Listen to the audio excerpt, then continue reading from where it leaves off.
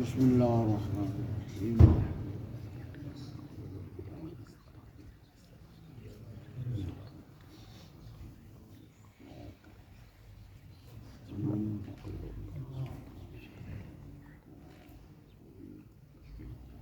اللهم اغفر المؤمنين والمؤمنات والمسلمين والمسلمات الأحياء منهم والأموات تابع بيننا وبينهم بالخيرات إنك سميع المجيب الدعوات وإنك قاضي الحاجات وإنك لجعلت لكل شيء قدرا إن الله وملائكته يصلون على النبي يا أيها الذين آمنوا صلوا عليه وسلموا تسليما اللهم صل على محمد وآل محمد. لا حول ولا قوة إلا بالله العلي العظيم. حسبنا الله ونعم الوكيل نعم المولى ونعم النصير. بسم الله الرحمن الرحيم. الحمد لله الذي هدانا لهذا وما كنا لنهتدي لولا أن هدانا الله.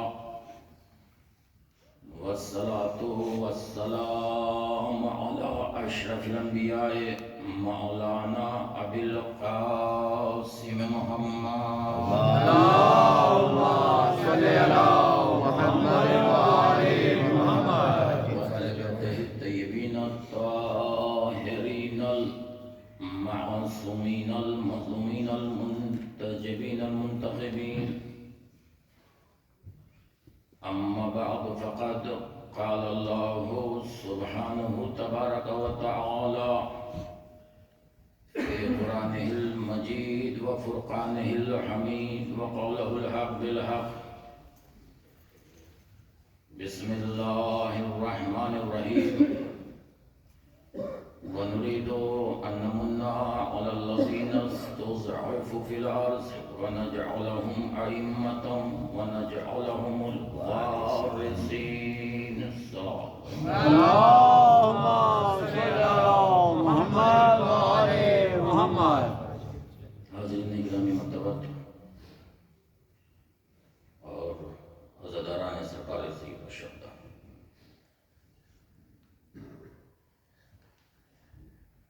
کچھ دعا کے لیے گزارش کی گئی ہے.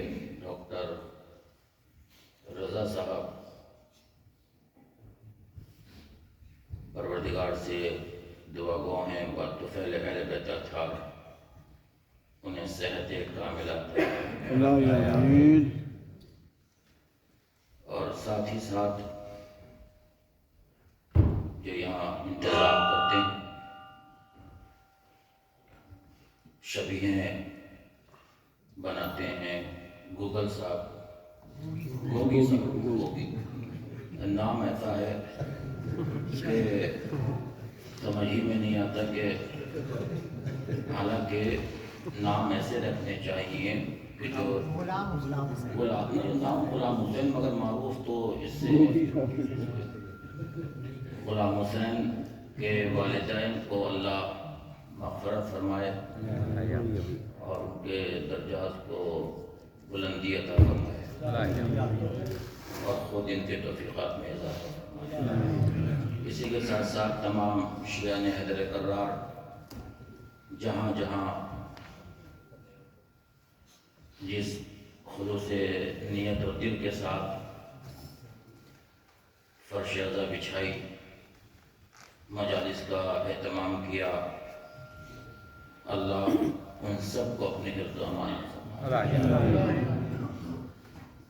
اور اس تمنا کے ساتھ، اس آرزو کے ساتھ بسط ادب بسط خلوص اللہ کی بارگاہ میں ملتمس ہوں کہ آئندہ سال پھر ہمیں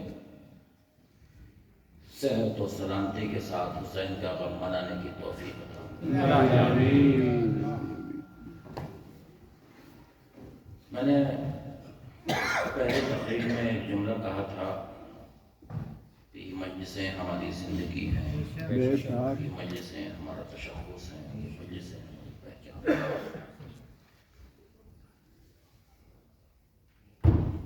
سال بھر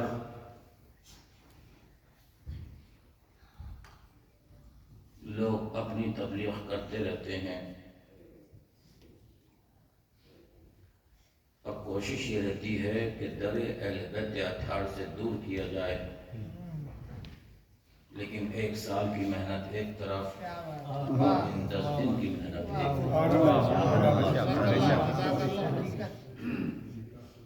ہمارا بچہ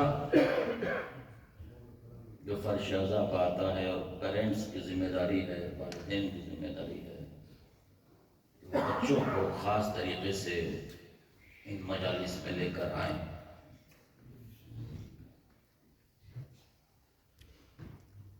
انشاءاللہ وقت رہا تو بچوں کے سلسلے میں بھی عرض کروں گا، لیکن آپ ذرا سوچیں اور غور کریں اس بات کے اوپر کہ آج اتنے وسائل ذرائع ہونے کے بعد بھی انسان گمراہی کی طرف جا رہا ہے۔ وہ دور اور وہ زمانہ یاد کیجئے سرکار دو عالم کا کہ آپ اللہ کی تبلیغ اور ترویج کے لیے ایسے عرب کے بدوؤں کے درمیان تشریف لائے بے شک کہ جو بت بناتے تھے اور اس کے سامنے ہاتھوں کو جوڑ کر بیٹھتے تھے، جب ذوق عبادت بے چین کرتا تھا تو خوب اس کی پوجا کیا کرتے تھے، اور جب بھوک لگتی تھی تو بھگوان کو اٹھا کر میدے کے مندر میں ڈال کر شانتی پراپت کر لیا کرتے تھے۔ میں نے قصداً یہ لفظ استعمال کیا ہے بھگوان کا، اللہ کا لفظ میں نے استعمال نہیں کیا۔ پیغمبر اسلام نے اپنی زندگی میں جو تبلیغ و ترویج کی، کیونکہ عرب کی طینت کے اندر بت پرستی کوٹ کوٹ کر بھر چکی تھی، جو خود کہنا چاہتے تھے وہ اپنی زبان سے نہیں بلکہ کہا کرتے تھے بت یہ کہہ رہا ہے۔ بت بیچارہ بت بنا بیٹھا رہتا تھا۔ اس نے فتح پیغمبر اسلام نے بھی 2 چیزیں چھوڑی، ایک بولنے والی اور ایک خاموش۔ تو بت پرستی کی عادت نے کہلوا دیا کہ ہمیں نہ بولنے والی کافی ہے۔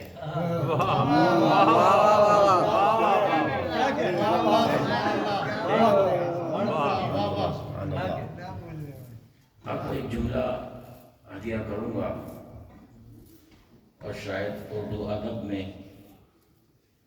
شاید یہ جملہ نہ ہو۔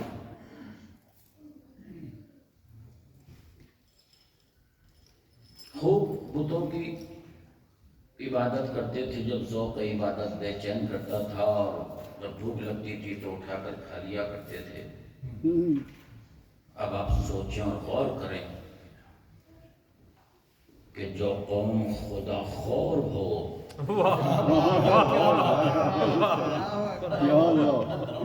اردو ادب میں یہ بندہ شاید کم معلوم ہے، جو قوم خدا خور ہو اسے خدا پرست بنانا کتنا مشکل ہے۔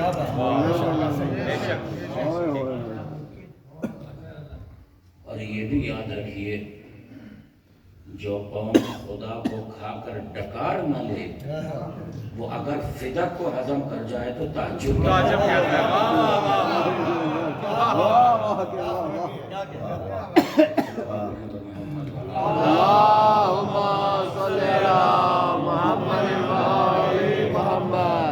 تھوڑا سا آگے تشریف لے آئیں۔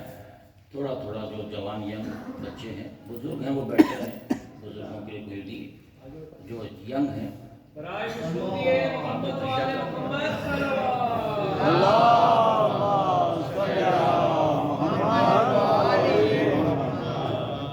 ہاں، تاکہ میں آنے والوں کے بعد میں کہا جاتا ہے کہ آگے بلائیے، پہلے آگے بلا لیتے ہیں۔ قرآن نے بھی کہا ہے والسابقون السابقون اولئک المقربون۔ صلوات پڑھیں بر محمد۔ اللہم صلی علی محمد وآلِ محمد۔ متوجہ ہوں کہ قرآن جس کا لفظ معجزہ ہے، حرف معجزہ۔ بے شک قرآن کے اندر بڑی حکمتیں ہیں، بڑے اسرار ہیں۔ دنیاوی علم الہی علم کا مقابلہ نہیں کر سکتا۔ میں نے جس آیے مبارکہ کو مسلسل آپ کے سامنے تلاوت کا شرف حاصل کیا ہے، اس میں ایک لفظ سے بحث ہو رہی ہے، وارث۔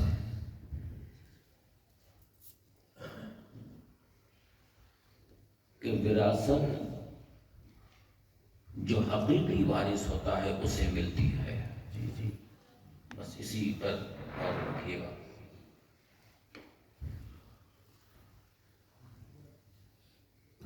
قرآن نے وراثت سے متعلق آیتیں پیش کی ہیں کہ نبی وارث بنتا بھی ہے، نبی وارث بناتا بھی ہے، اور تقریباً 7 آیات شہزادی کونین نے جو وراثت سے متعلق تھی وہ پڑھی، بسم اللہ۔ جو وراثت سے متعلق ہیں کہ وَوَرِثَ سُلَيْمَانُ دَاوُودَ، وارث وراثت لینے والا بھی نبی ہے، وراثت دینے والا بھی نبی ہے۔ شہزادی کونین نے وراثت سے متعلق قرآن پڑھا، سامنے سے حدیث آئی کہ آپ کے بابا کی حدیث ہے، ہم نبی لوگ نہ وارث بنتے ہیں نہ بناتے ہیں۔ میں کہتا ہوں شہزادی خرموں کے درختوں کے لیے تشریف نہیں لے گئی تھی، بلکہ مسئلے کو حل کرنے گئی تھی۔ اور وہ مسئلہ یہ تھا کہ کل جب میرے بابا نے کہا تھا کہ لاؤ حدیث لکھ دوں، تو کہا گیا ہمیں قرآن کافی ہے۔ واہ واہ واہ واہ، آج میں قرآن پیش کر رہی ہوں تو تم حدیث سنا رہے ہو۔ کیا بات ہے۔ نہ قرآن کافی ہے نہ حدیث کافی ہے۔ اب جملہ قرآن کی روشنی میں آ رہا ہے، کہاں تک آپ قبول کریں گے وہ آپ۔ شہزادی سے کہا گیا کہ گواہ لے کر آؤ۔ شہزادی حسنین علیہ السلام کو گواہ کے طور پر لے کر گئی، کیونکہ وراثت سے متعلق حدیث آیت میں نے پڑھی ہے، ہم اس لیے یہ جملہ کہہ رہا ہوں۔ کہا گیا کہ بچے کی گواہی ماں کے حق میں قبول نہیں ہوتی۔ کہنے والا کہہ کر چلا گیا، مگر جملہ گیا قرآن کے خلاف۔ کیا کہا پھر جملہ سنیے، کیا کہ بات ہے۔ بچے کی گواہی ماں کے حق میں قبول نہیں ہوتی۔ جملہ گیا ہے قرآن کے خلاف، اس لیے کہ اگر بچے کی گواہی ماں کے حق میں قبول نہیں ہوتی تو عیسیٰ کی گواہی مریم کے حق میں ہے۔ کیا بات ہے۔ صلوات پڑھیں بر محمد۔ اللہم صلی علی محمد وآلِ محمد۔ تو یہ قرآن جو قیامت تک کے لیے معجزہ بن کر آیا ہے، قرآن میں موجود ہے کہ خدا رازق ہے۔ توجہ کیجیے، بلکہ رازق نہیں، خیر الرازقین ہے۔ رازق اور ہے، خیر الرازقین اور ہے۔ قرآن آپ اٹھا کر پڑھیں گے، میں قرآن سے بات کر رہا ہوں، تو قرآن کے اندر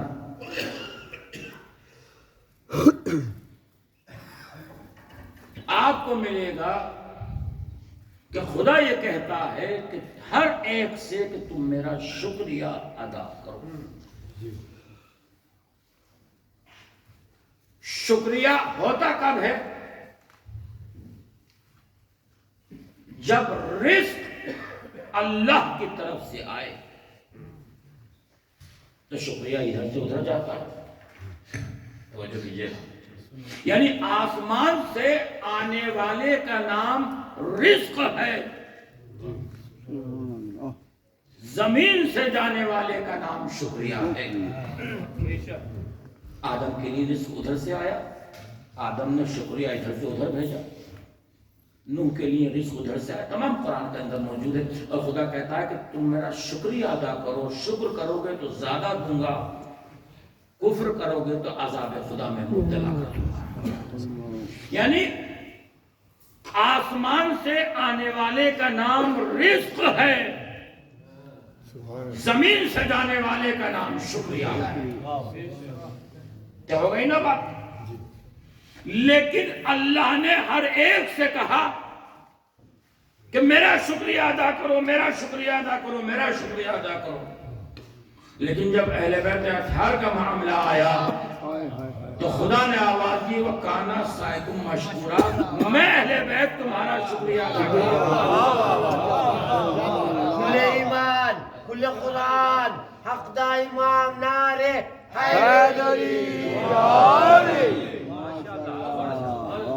تمام کائنات سے خدا کہہ رہا ہے کہ تم میرا شکریہ ادا کرو۔ اہل بیت اطہار سے کیا کہا؟ وَكَانَ سَعْيُكُمْ مَشْكُورًا، میں اللہ تمہارا شکریہ ادا کر رہا ہوں۔ یا اللہ، لوگ حسد میں مر جائیں گے اور کہیں گے کہ اللہ شکریہ ادا کر رہا ہے۔ آواز قدرت آئے گی، شکریہ ہوتا کب ہے یہ دیکھو، شکریہ جاتا کب ہے یہ دیکھو۔ آسمان سے رزق آنے والی چیز کا نام ہے رزق، زمین سے جانے والے کا نام ہے شکریہ۔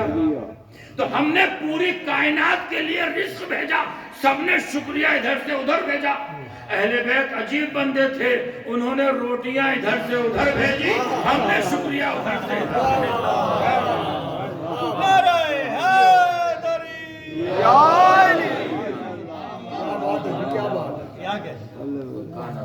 اس کے آگے آیت جزاؤہم بما صبروا جنتا وحریرا،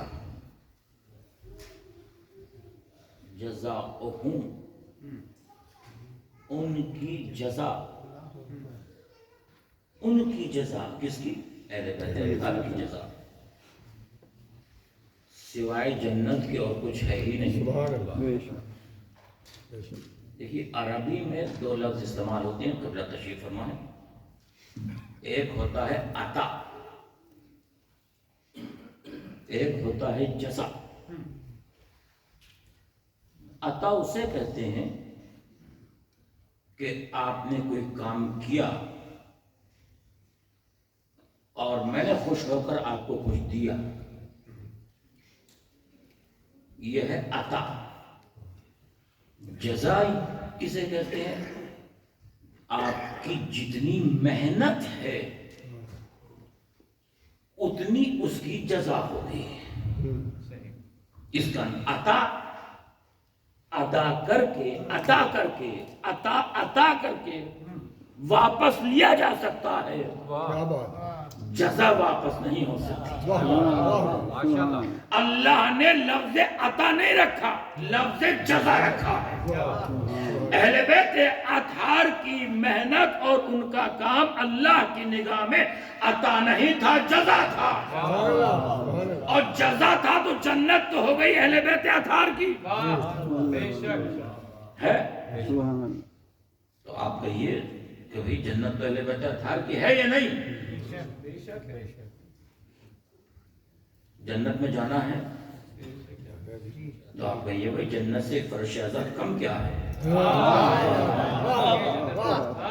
جنت میں جنت سے کم ہے کیا فرش؟ اچھا جزا ہے، بسم اللہ 3 دن تک روٹیاں جاتی رہیں اور ادھر سے جنت آتی رہی۔ اہل بیت اطہار نے جنت لی، سرکار تشریف نہیں لاتے۔ جنت خریدی جا رہی ہے روٹی کے عوض، توجہ کیجیے گا۔ اب کس کی ہے جنت؟ ملکیت ہے اہل بیت اطہار کی۔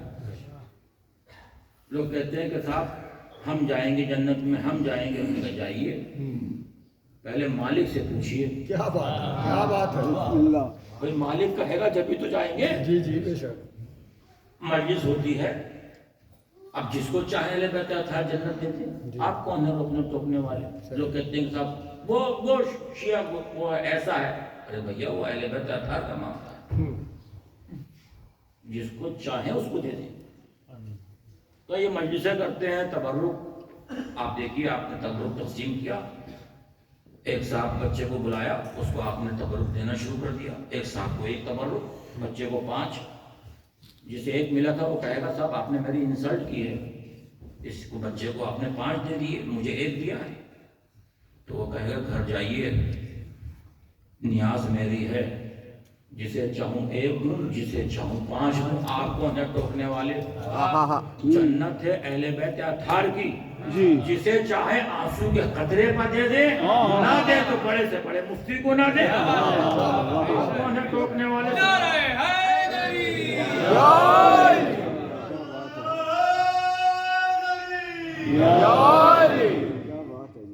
تو جزاؤہم بما صبروا۔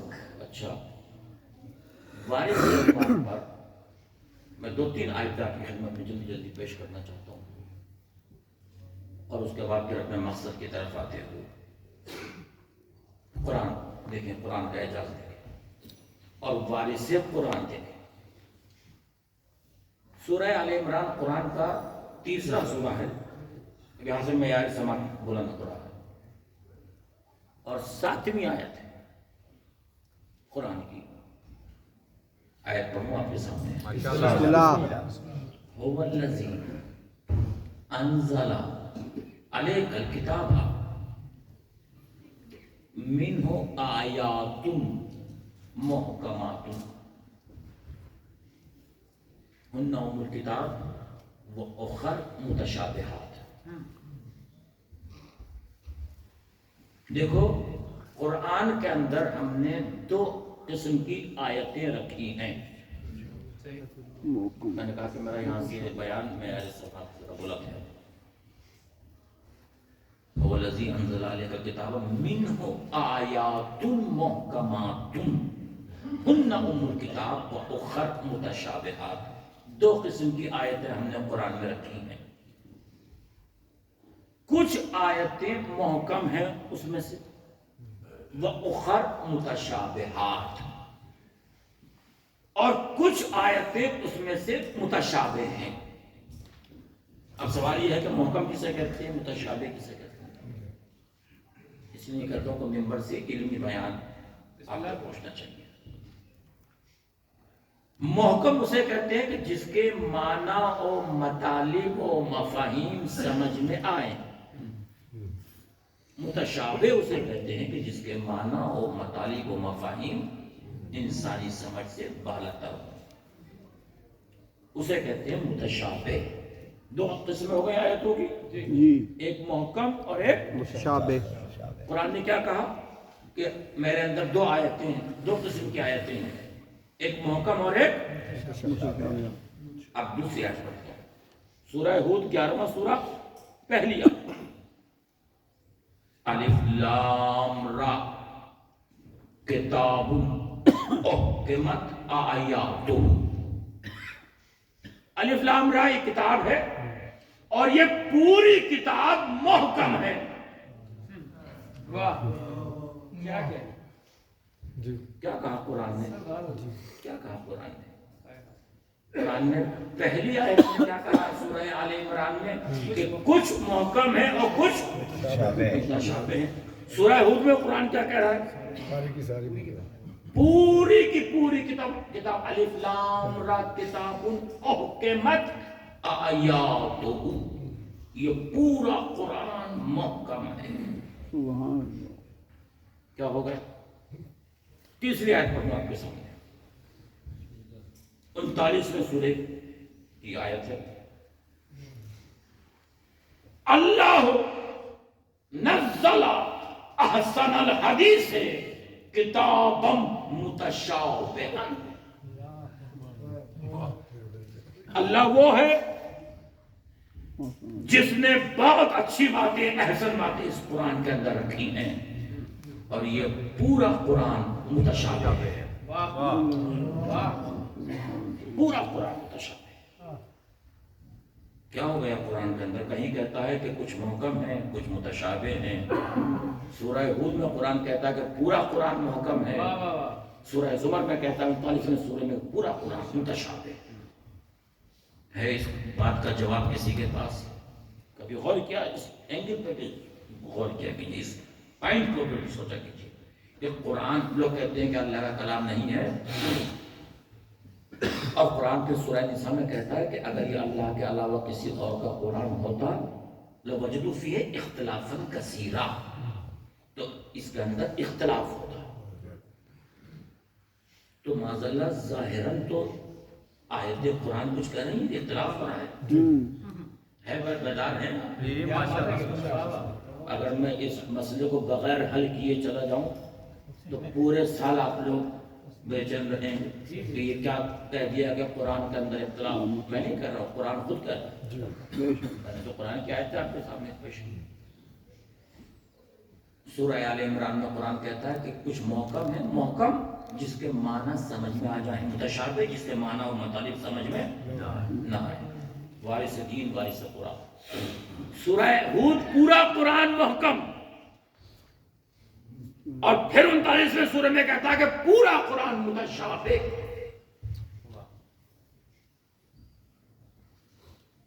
سرکار دو عالم کے بعد ایک عیسائی عالم دربار میں آیا اور اس نے کہا کہ مسلمان علماء کو بلاؤ۔ آئے سارے علماء، اس نے کہا یہ قرآن کیا تمہارے اللہ کا کلام ہے؟ ہاں بھائی ہمارے اللہ کا کلام ہے یہ پورا قرآن۔ کہا اگر میں اس پہ کوئی اعتراض کروں؟ تو اس نے کہا ہو ہی نہیں سکتا قرآن کو پر اعتراض۔ اس نے کہا اختلاف دکھاؤں قرآن کے اندر، اور اس نے یہی آیت پڑھی۔ کون سی؟ سورہ آل عمران کی، هو الذی انزل علیک الکتاب منہ آیات محکمات ہن ام الکتاب واخر متشابہات۔ کہ قرآن یہ کہتا ہے کہ اس کے اندر کچھ محکم آیتیں ہیں، کچھ متشابہ ہیں۔ آپ کو یقین ہے؟ کہاں بالکل یقین۔ اس نے پھر دوسری آیت پڑھی سورہ ہود کی اور کہا کہ قرآن یہ کہتا ہے کہ پورا قرآن محکم ہے۔ اب تھوڑا سا گھبرا ہے کہ بھائی اس کو تو ہم نے سوچا ہی نہیں تھا کہ قرآن کہتا ہے کہ پورا قرآن محکم ہے۔ پھر اس نے وہی تیسری آیت پڑھی کہ پورا قرآن یہ کہتا ہے کہ متشابہ ہے، جس کے معنی و مطالب سمجھ میں نہیں آتے۔ کہا اس کا جواب دیجیے۔ سارے درباری علماء نے سر جھکا لیا، کہا ہمیں سوچنے کا موقع دو۔ کہا جاؤ 24 گھنٹے کا ٹائم آپ کو دیا، اب جب جواب لے کر آئے وہ جواب سنیے آپ۔ اس نے کہا کہ بھائی بتائیے کیا جواب ہے؟ تو انہوں نے بادشاہ سے کہا کہ اس کو قتل کر دو، کہ یہ مسلمانوں کے عقیدے کو خراب کر رہا ہے۔ اس نے کہا کہ مجھے تو قتل کر دو گے، قیامت تک میرا سوال زندہ رہے گا۔ میرا سوال زندہ رہے گا، تمہارے پاس جواب نہیں ہے اس قرآن جواب میرے سوال کا۔ کسی نے بادشاہ سے کہا کہ ابھی وارث قرآن موجود ہے، پورے عشرے کا نچوڑ دے رہا ہوں، ماشاءاللہ، ابھی وارث قرآن موجود ہے، رسول کا وارث کا موجود ہے، رسول کا وارث۔ کہا ہاں، کہا بلاؤ۔ آیا کہ امام کے پاس، اب آپ سوچیں اور غور کریں کہ وہ عیسائی عالم اسے کتنا اپنے اوپر اعتماد ہوگا کہ پوری مولویوں کی ٹیم کو ہرا چکا ہے اور وہ دربار میں بیٹھا ہوا ہے. میں بلاؤ کون ہے؟ آئے آپ کے امام. آنے کے بعد امام سے اس نے وہی سوال کیا کہ آپ کو قرآن کے اوپر اعتماد ہے؟ امام نے فرمایا بے شک ہے. کہ قرآن میں کوئی اختلاف؟ امام نے فرمایا ذرہ برابر اختلاف نہیں. کہا آیت پڑھوں؟ کا پڑھا ہے. اس نے پھر آیت پڑھی سورہ آل عمران کی، هو الذی انزل علیک الکتاب منہ آیات محکمات ہن ام الکتاب واخر متشابہات، کہ اس قرآن کے اندر کچھ آیتیں محکم ہیں، کچھ متشابہ ہیں. محکم جن کے معنی اور مطالب سمجھ میں آ جائے، متشابہ جن کے معنی اور مطالب سمجھ میں نہ آئے. امام نے فرمایا بے شک خدا یہ فرماتا ہے قرآن کے اندر موجود ہے. پھر اس نے دوسری آیت پڑھی سورہ ہود کی، اللہ نزل الف لام میم کتاب محکمت آیاتہ، کہ یہ پورا قرآن محکم ہے. امام نے فرمایا بے شک اللہ نے صحیح کہا ہے. آپ کو یقین ہے کہ اپنی ذات سے زیادہ یقین ہے؟ سبحان اللہ سبحان اللہ. پھر اس نے کہا تیسری آیت پڑھوں؟ امام نے فرمایا پڑھ. اس نے پھر تیسری آیت پڑھی، اللہ نزل احسن الحدیث کتابا متشابہ، کہ اللہ کہتا ہے کہ پورا کا پورا قرآن متشابہ ہے. امام نے فرمایا صحیح کہتا ہے. ابھی تک دنیا بھٹک رہی تھی بغیر وارث کے، اب آیا ہے صحیح وارث کے پاس. سبحان اللہ. اس نے کہا یہ اختلاف نہیں ہے. کہا بالکل بھی اختلاف نہیں ہے. کہا پھر جواب دیجئے. کہا سن، اللہ نے یہ انسانوں کی 3 قسمیں بیان کی ہیں. کیا بات ہے. اللہ نے انسانوں کی 3 قسمیں بیان کی ہیں. جہاں کہا ہے کہ کچھ کتاب محکم ہے، کچھ متشابہ ہے. کہیں کہا پورا قرآن متشابہ ہے، کہیں کہا پورا قرآن محکم ہے. تو 3 قسمیں ہیں. جو منکر قرآن ہے اس کے لیے پورا قرآن متشابہ ہے.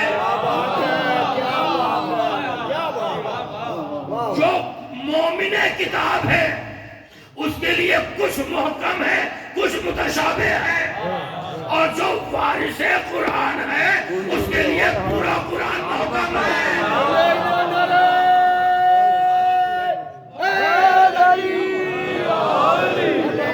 محمد بلندر صلوات.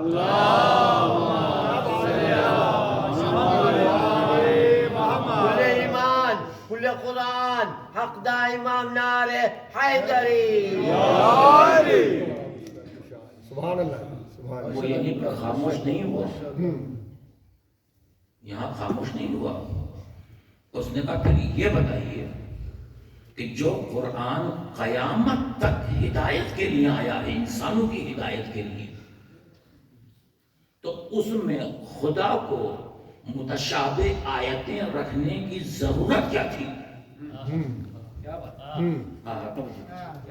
قیامت تک جو قرآن کتاب ہدایت کے لیے آئی ہے اس میں متشابہ آیتیں رکھنے کی ضرورت کیا تھی؟ امام نے مسکرا کر فرمایا تاکہ دنیا قیامت تک ایک وارث قرآن کی ضرورت محسوس کرتی ہے.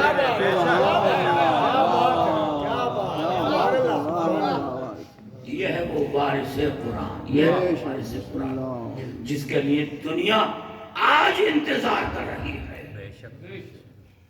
عالم اسلام کی کتابیں بھری پڑی ہے، موجود ہے سب میں، کہ آخری زمانے میں ایک آئے گا اور سب نے لکھا کہ من ولد فاطمہ، فاطمہ زہرا کا فرزند ہوگا. سب نے لکھا، سب لکھتے ہیں اس بات کہ آخری زمانے میں جو آئے گا، اور سب نے لکھا کہ اللہ ہمارے انتظار کو ختم کرے، اللہ ہمارے انتظار کو ختم کرے، ہمارے زندگی میں اس مہدی کی زیارت پر ہمیں کرائے. کیا کہا؟ من ولد فاطمہ، فاطمہ زہرا کا فرزند ہوگا. تو کہنے کو دل چاہتا ہے کہ دین کا آغاز بھی خاندان سیدہ سے، دین کی بقا بھی خاندان سیدہ سے، دین کا انجام بھی خاندان سیدہ سے۔ برائے مشہودیے سیدہ طاہرہ بلند تر صلوات۔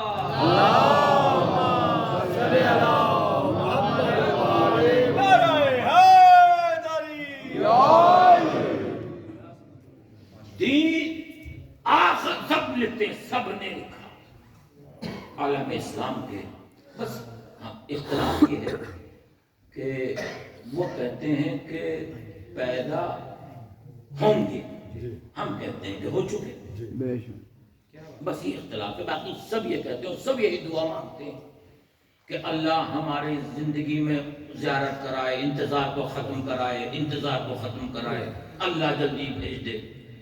میں کہتا ہوں یہ انتظار کس بات کا ہے؟ اجماع سے بنا ہو،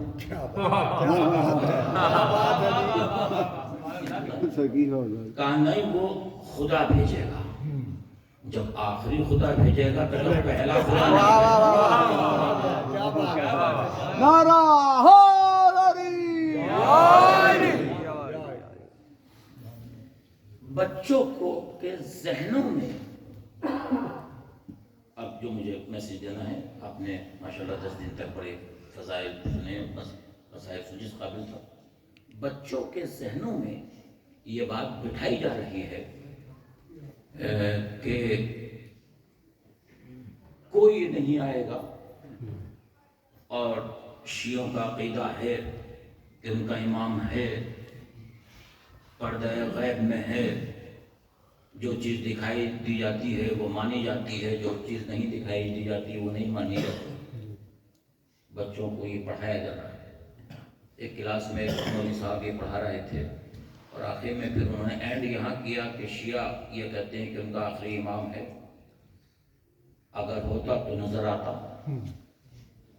میں کہتا ہوں بصارت سے نہ دیکھو، بصیرت سے دیکھو۔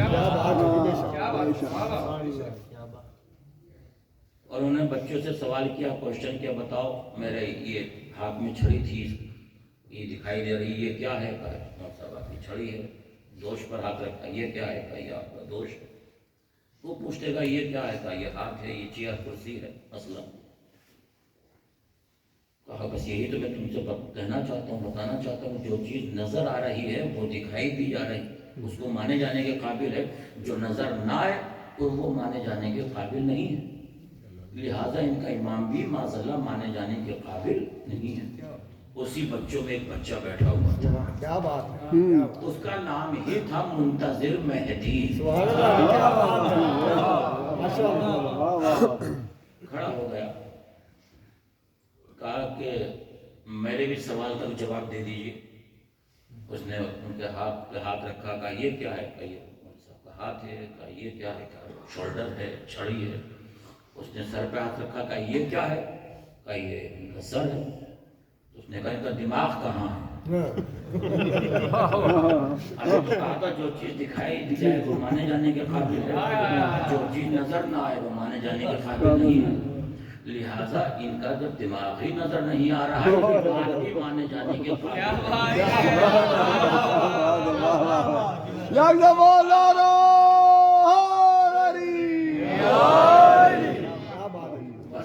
یہاں آپ کو لے کر آنا تھا۔ اب یہاں سے لمحہ فکریہ، ہم اپنے بچوں کو ایسا بنائیں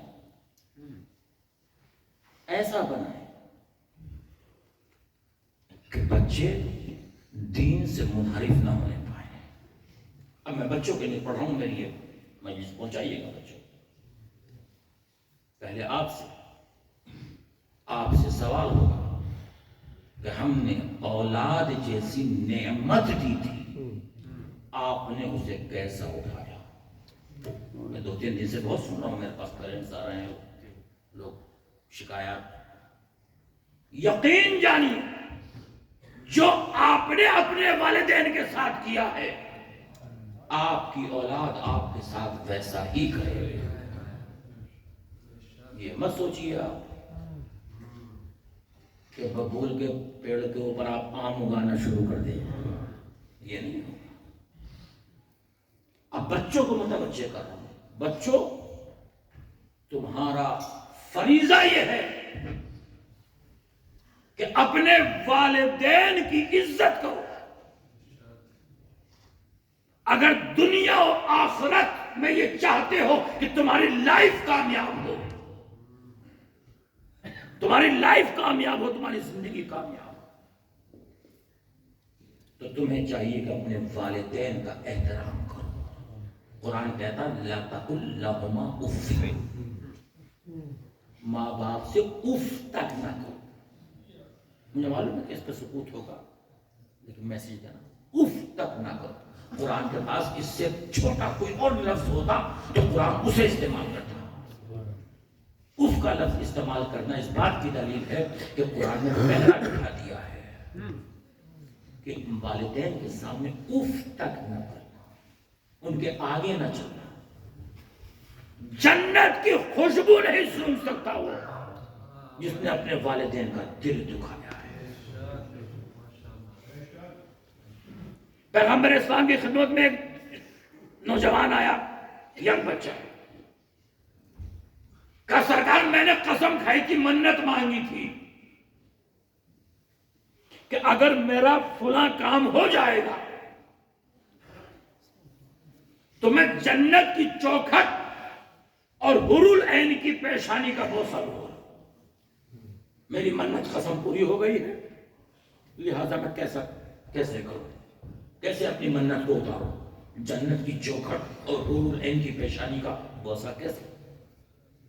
رسول اسلام نے فرمایا کہ ماں کے قدم اور باپ کی پیشانی کو چوم لے، تیری منت پوری ہو جائے.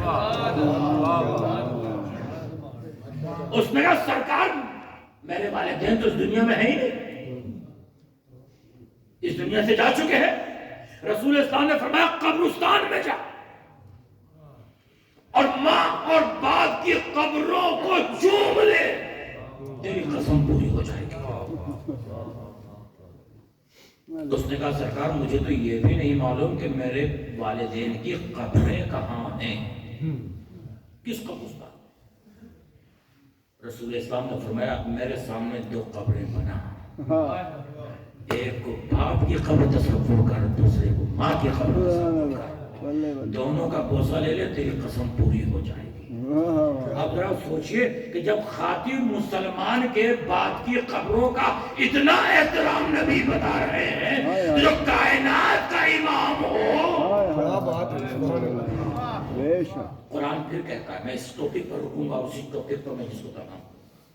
قرآن کہتا ہے وَقَضَى رَبُّكَ أَلَّا تَعْبُدُوا إِلَّا إِيَّاهُ وَبِالْوَالِدَيْنِ إِحْسَانًا.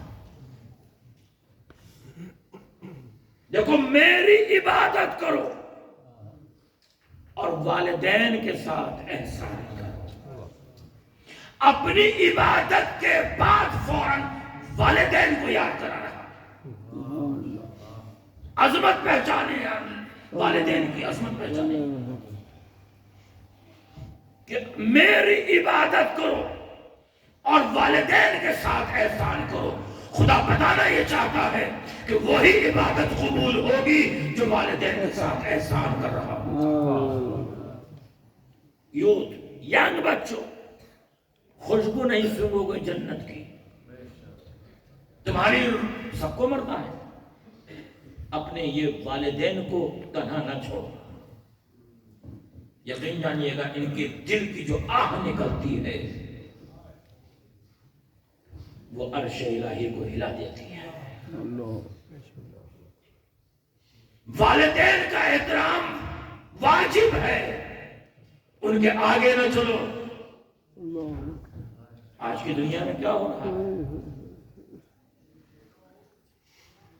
رونا آتا ہے اپنی قوم کے لیے. ہم نام حسین بھی لیتے ہیں، یا حسین یا حسین، اور والدین کا احترام بھی نہیں کرتے. کیا حسین ایسے عزاداری کو قبول کریں گے؟ سوچئے، غور کیجئے گا. میں بچوں سے کہنا چاہتا ہوں اپنے والدین کو چہرے پر محبت سے نگاہ ڈالو، عبادت بن جائے گا.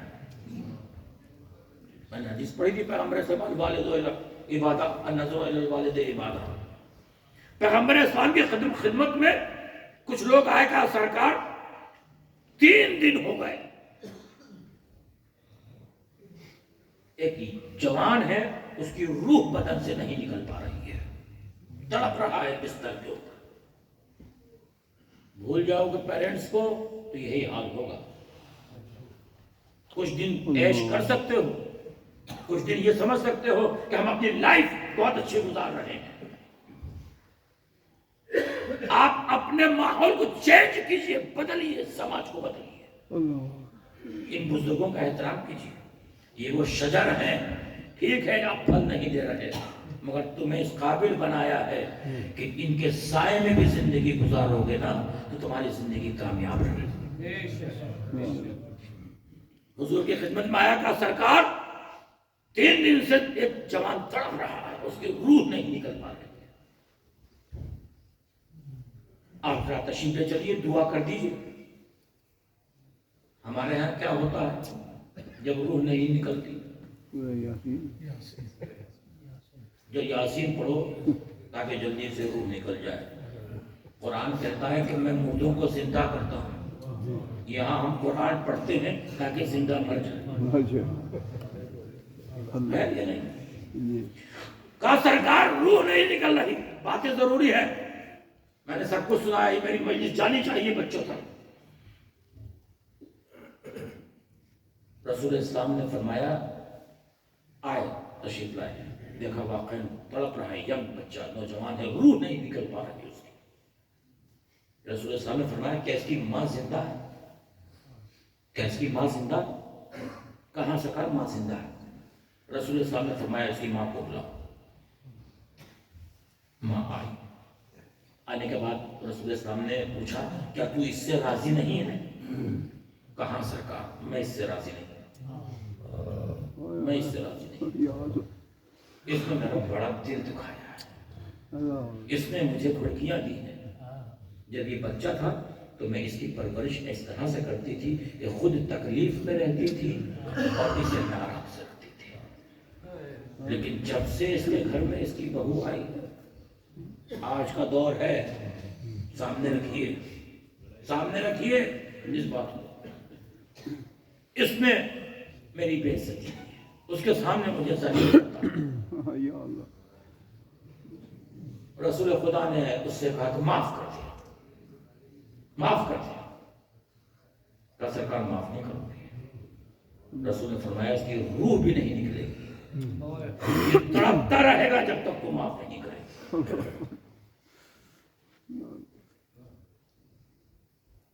میں اس وقت کو یہاں چھوڑتے ہوئے ایک جملہ مجھے یاد آیا دعائے کمیل کا، ماں کے مزاج میں قدرت کے مزاج کا عکس ہے۔ میں جملہ کو بڑا کہا، ماں کے مزاج میں قدرت کے مزاج کا عکس ہے۔ خالق وہ ہے، وسیلہ تخلیق یہ ہے، معبود وہ ہے، ذریعہ عبادت یہ ہے۔ دعائے کمیل میں ایک جملہ ہے، یا سریع الرفع ہے، یا سریع، کیا مطلب؟ کیا مطلب؟ او اے وہ جو اپنے نہیں گنہگار بندوں سے جلدی راضی ہونے والے، گنہگار بندوں سے وہ خالق ہے، جب گنہگار بندہ شرمندہ ہو کر اس کی بارگاہ میں آتا ہے تو خدا اس سے جلدی راضی ہو جاتا ہے۔ یہی عکس ماں کے اندر ہے۔ ماں سب سے آخر میں ناراض ہوتی ہے، سب سے پہلے راضی ہوتی ہے اپنے بیٹے سے، سب سے پہلے۔ سرکار اس کی روح نہیں نکل رہی، کہا ماں سے کہا دعا کرتے راضی ہو جائے، کہا نہیں سرکار راضی نہیں ہو سکتی۔ رسول اللہ نے فرمایا کہ ایسا کرو کہ لکڑیاں جمع کرو، آگ کو جلاؤ اور اسے اٹھا کر آگ میں ڈال دو، جلاؤ۔ اب ماں کا دل تڑپ گیا. اوئے، یہ ہے ماں، یہ ہے ماں. ماں کا دل تڑپ گیا. کہا سرکار زندہ جلائیں گے؟ کہاں زندہ جلائیں گے؟ کہا سرکار میں نے معاف کیا، میرے خدا نے معاف کیا. اللہ اکبر. اور جیسے ہی کہا اس کی روح پرواز کر گئی. یہ ہے ماں کا مطلب، یہ ہے ماں کا. کہاں ہے ہمارے ینگ بچے، نوجوان بچے جو پیرنٹس سے کہتے ہیں، ماں باپ سے کہتے ہیں کہ تم بوڑھے ہو چکے ہو، اب الیکٹرونک کی دنیا. خدا کی قسم گمراہ ہو جاؤ گے. ممبر سے کہہ رہا ہوں گمراہ ہو جاؤ گے. نہ دین ملے گا نہ دنیا ملے گی. اس دنیا سے جاؤ گے ذلیل ہو کر جاؤ گے اگر ماں باپ کے دل کو دکھایا ہے. بزنس برباد ہو جائے گا، کاروبار ختم ہو جائے گا اگر والدین ذرا سے بھی بددعا، ایک آہ بھی نکالتے. جناب موسیٰ نے دعا کی، پروردگار مجھے جنت میں میرا مصاحب دکھا دے کہ میں جنت میں جو میرے ساتھ رہے گا. موسیٰ کتنا بڑا نبی، میرے ساتھ جو رہے گا جنت میں اس سے میری ملاقات کرا دے. خداوند عالم نے موسیٰ کو کہا ٹھیک ہے فلاں شہر میں فلاں مقام پر فلاں شخص ہے، وہ جنت میں تمہارا ساتھی رہے بنے گا. جناب موسیٰ گئے. جانے کے بعد وہ دکان پر شاپ پر بیٹھا ہوا تھا. صبح سے شام ہو گئی. وہ یہ دیکھنے کے لیے جناب موسیٰ کہ اس کا کون سا عمل ایسا ہے جو جنت میں میرے ساتھ رہنے کا سبب ہے. کوئی ایسا عمل نظر نہیں آیا. شام ہونے لگی، جناب موسیٰ نے دکان کو بند کیا. جانے لگا تو جناب موسیٰ نے کہا کہ بھئی میں تیرے گھر مہمان رہنا چاہتا ہوں. کہا چلو. آیا، کھانا تیار کیا، دسترخوان لگایا، موسیٰ کو بٹھایا. مگر موسیٰ نے یہ دیکھا کہ یہ کھانا لے کر ایک حجرے میں جاتا ہے اور حجرے میں جانے کے بعد کچھ دیر وہاں رکتا ہے اور پھر واپس آ جاتا ہے. اب موسیٰ نے دیکھا کہ اسی حجرے کے اندر وہ سبب ہے جو جنت میں میرے ساتھ رہے گا. اللہ اکبر. جناب موسیٰ گئے، جا کے دیکھا تو اس کی ایک اپاہج ماں جو بستر کے اوپر ہے. یہ شخص لقمہ بنا کر اس کے منہ میں دیتا ہے اور لقمہ کھانے کے بعد وہ کہتی ہے یا اللہ میرے بیٹے کو جنت میں موسیٰ کا مصاحب بنا.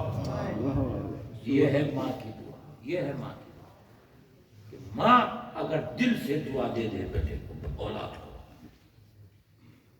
جناب اویس قرنی بس رسول اسلام کو خط لکھا سرکار آپ کی زیارت کے لیے آنا چاہتا ہوں مگر ماں اجازت نہیں دیتی. ان کی خدمت میں لگا ہوا ماں کی. رسول اسلام نے فرمایا ماں کی خدمت کرتا رہے، اس کا چہرہ دیکھتا رہے، میری زیارت کا ثواب ملتا رہے گا. سبحان اللہ.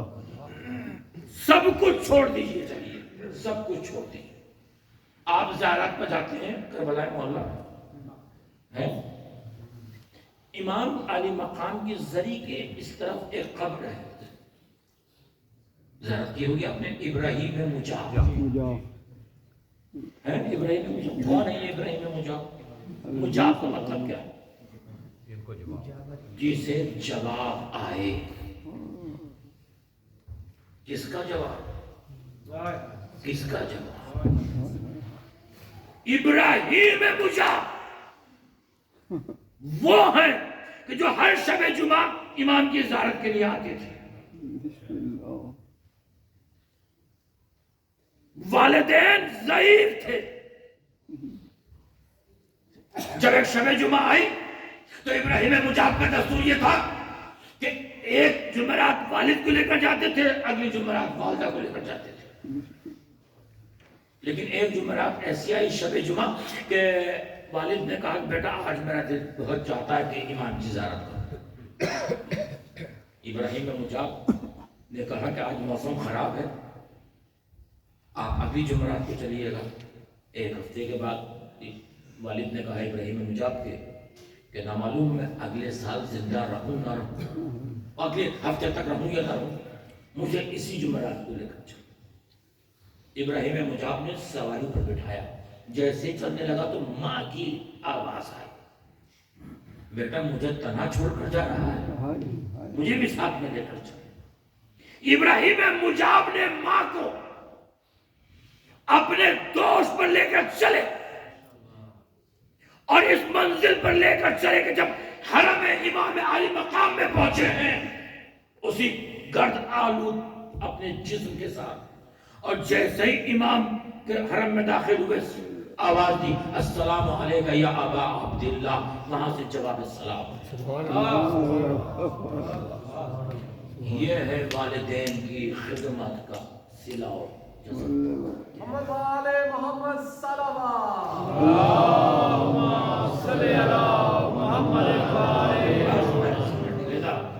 پلیز ہاتھوں کو جوڑ کر اپنے بچوں سے ریکویسٹ کرتے ہیں، گزارش کرتے ہیں کہ اپنے والدین کا خیال رکھیں، اپنے والدین کا احترام کیجیے، اپنے والدین کی اظہار خوشی میں خوش ہوئیے، جو والدین کہیں اس پر عمل کیجیے۔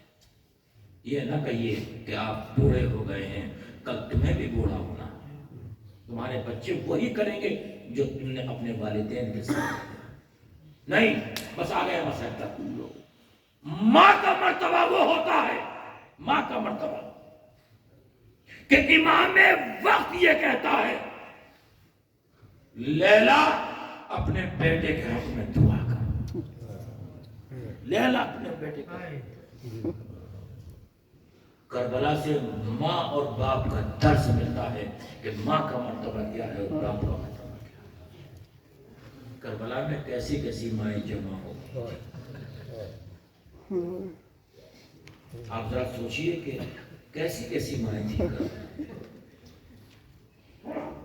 آپ کوئی روایت نہیں دکھا سکتے کہ کسی ماں نے کہا ہو کہ ہم چاہے وہ بنی ہاشم کے علاوہ آقا حسین کے ساتھ آئے ہیں، ہمارا بچہ پیاس سے تڑپ رہا ہے۔ کسی ماں کا کوئی شکوہ نہیں سن سکتے آپ۔ سب نے صبر کیا ہے امام کے ساتھ۔ حسین لائے ہی ایسے کچھ نہ کائنات میں ایسی مائیں دیکھی نہیں۔ مجھے اور ایک ماں یاد آئی، اس ماں کا بیٹے سے وہ محبت تھی کہ بندے کفن بھی ٹوٹ جاتے۔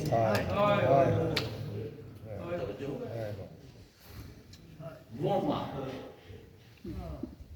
ذرا اس بیٹے کے دل سے پوچھئے کہ جس کے سامنے ماں کی پسلی توڑ دی،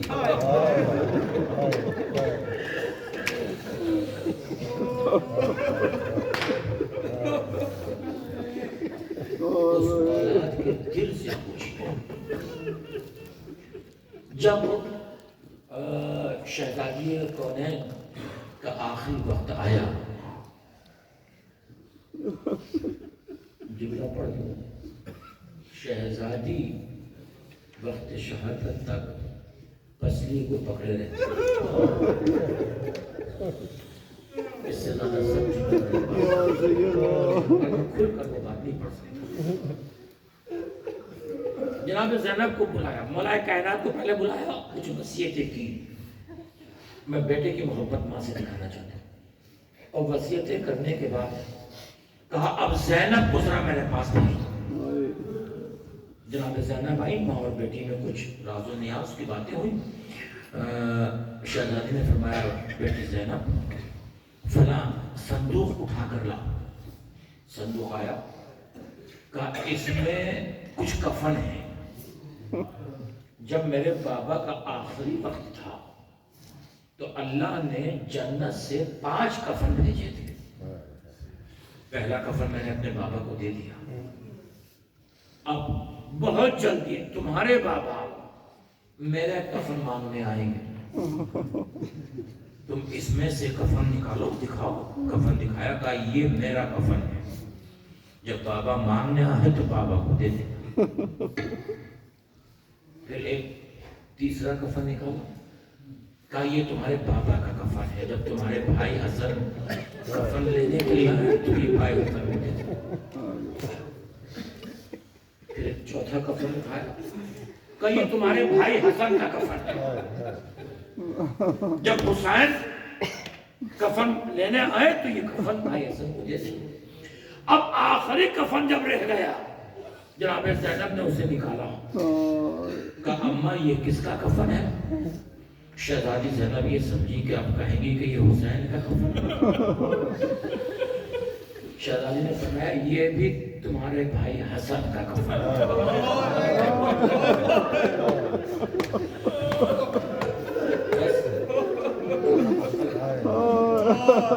شہزادی زینب طرفیں آواز دی، اماں پھر بھیا حسین کا کفن؟ کہ حسین کو بغیر تین دن کا پیاسا دفن کیا جائے۔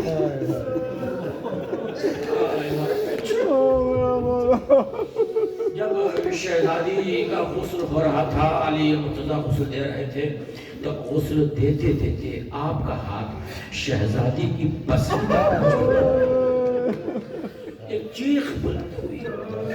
جب غسل سے فارغ ہوئے تو چاہنے والوں نے پوچھا مولا یہ آپ کی چیخ کیوں بلند ہوئی؟ آپ نے تو بڑے بڑے میدان سر کیے۔ کہا جو میں دیکھ رہا تھا وہ کرسی سیدہ دنیا سے چلی گئی، مگر پسلی کے شکستہ ہونے کی کبھی شکایت نہیں۔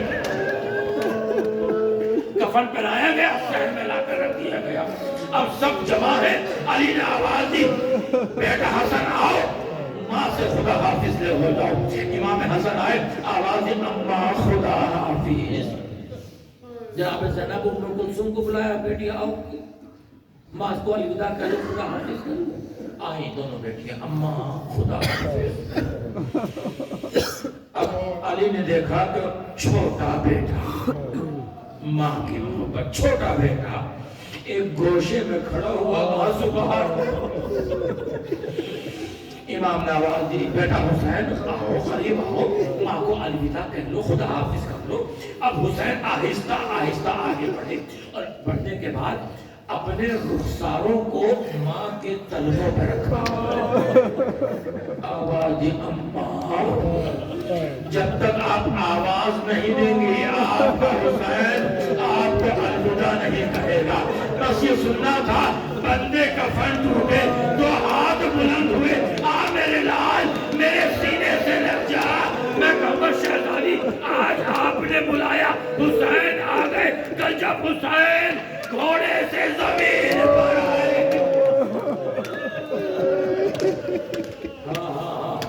میرا دل کہتا ہے سیدہ آ گئی ہوں گی، میرے لال آ جا، میری گود میں آ جا۔ ہاں 12 محرم گزر گئی نا، 12 محرم گزر گئی۔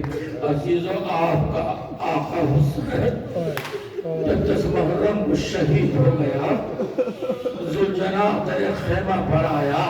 اس نے آنے کے بعد آقا کے شہادت کی خبر دی، سکینہ دوڑتی ہوئی آئی، ذوالجناح کے ایک مرتبہ لپٹ گئی، اتنا پوچھا یہ بتا دے کہ وقت شہادت میرے بابا کو پانی ملا یا نہیں؟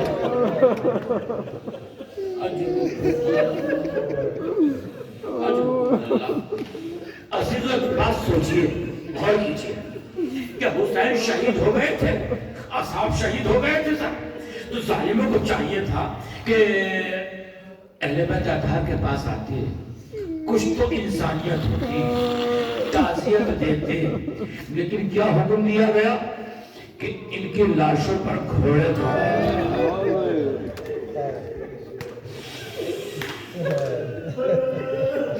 ہر کا قبیلہ آگے بڑھا، آپ جب جائیں گے تو ہر کی قبر دور ہے امام کی قبر سے، بنی تمیم قبیلہ آگے بڑھا، کہا ہم یہ برداشت نہیں کر سکتے کہ ہر کا لاشا گھوڑوں کی ٹاپوں سے پامال ہو۔ ہر کا لاشا اٹھا کر لے گئے، ایک ایک قبیلے والے آتے رہے، اپنے وارث اپنے شہید کا لاشا لے جاتے رہے، لیکن ہائے کوئی نہیں تھا جو فاطمہ کے لال کا لاشا۔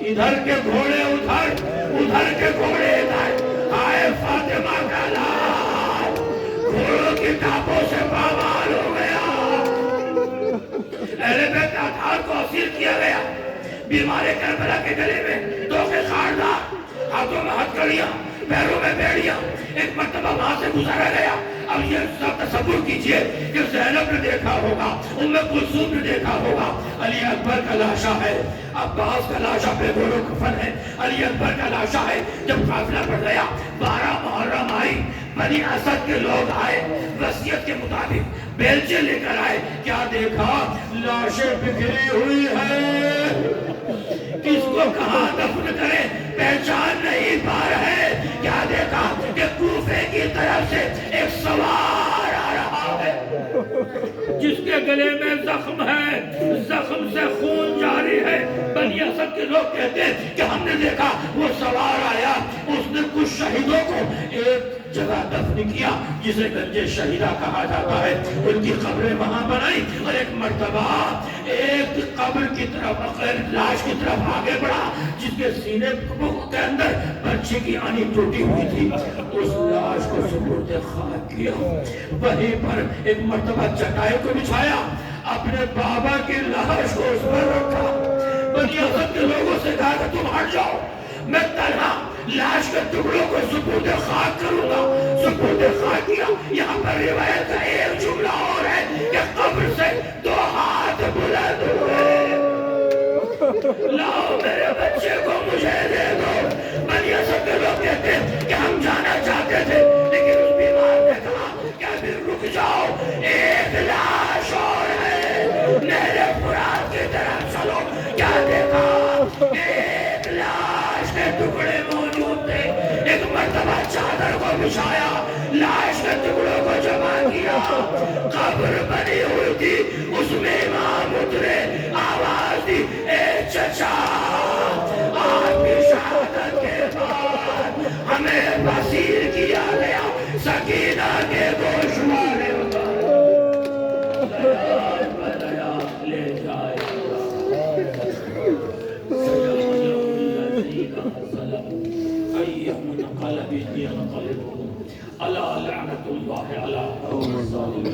ربنا